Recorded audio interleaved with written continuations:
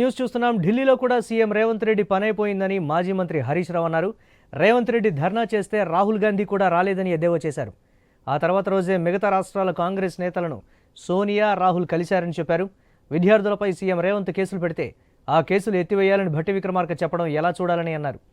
కేసులు పెట్టిన రేవంత్ విద్యార్థులకు క్షమాపణ చెప్తారా అని ప్రశ్నించారు. కేసీఆర్ది సాగు భాష అయితే రేవంత్ రెడ్డిది చావు భాష అని విమర్శించారు హరీష్ రావు. అంతకుముందు ఆర్సీపురం నుంచి గణేష్ గడ్డ గణేష్ టెంపుల్ వరకు పాదయాత్ర చేపట్టారు. అనంతరం గణేష్ టెంపుల్లో ప్రత్యేక పూజల్లో పాల్గొన్నారు.